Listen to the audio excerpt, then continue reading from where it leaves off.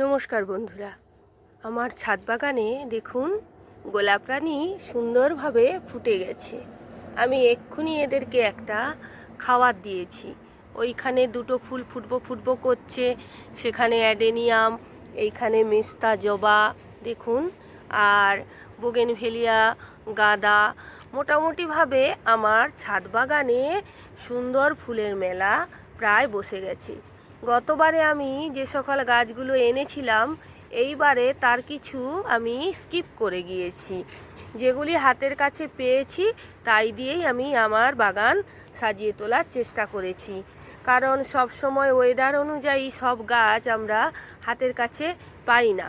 তা মোট কথা হলো, যে বিষয়টি আমি আপনাদের কাছে এখন বলবো, যে আমার যে এত সুন্দর ফুল ফুটছে, তাতে এই সময় এই ফুল ফোটার সময়ে আমি বাগানে কি দিই, যার ফলে এত সুন্দর দেখুন এই গাঁদাগুলোর সাইজ দেখুন কত সুন্দর হয়েছে।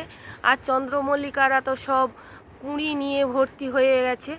তো দেখুন বন্ধুরা, আমি কি দেই আপনাদেরকে একদম দেখিয়ে দিচ্ছি। দেখুন আমার এখানে রয়েছে এই বাতিল কন্টেনারের মধ্যে রয়েছে, দেখুন এই যে আমার বাড়িতে গাছে কলা হয়েছিল, সেই কলা, এগুলো তো খাওয়া যায় না, এগুলোকে দিয়েছি।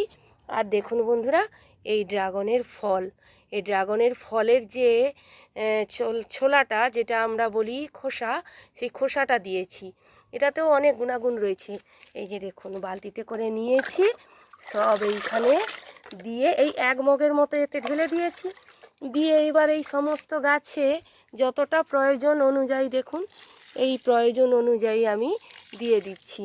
এই সময় আপনারা আর খোলটা দেবেন না, কারণ খোল দিলে কি হবে, গাছ ডালপালা ছেড়ে দিবে, ফুল আসাটা বা ফুল ব্লুমিংটা কম হবে। সেই জন্য আপনারা, এবার তো ফুল চাই, কারণ আমাদের শীতের বাগান ভরিয়ে তুলতে হবে। সেই জন্য আমাদেরকে কি করতে হবে, এই সময় পটাশ সমৃদ্ধ খাবার দিতে হবে। আর তার জন্য আমার কলা পচার জল উৎকৃষ্ট। তাই আমার এই গাছগুলিতে এত সুন্দর ফুল হয়েছে।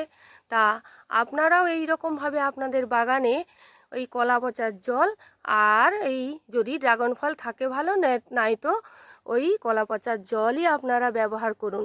দেখবেন আপনার ছাদ বাগানে সুন্দরভাবে ভরে তুলবে এরকম ফুলে ফুলে।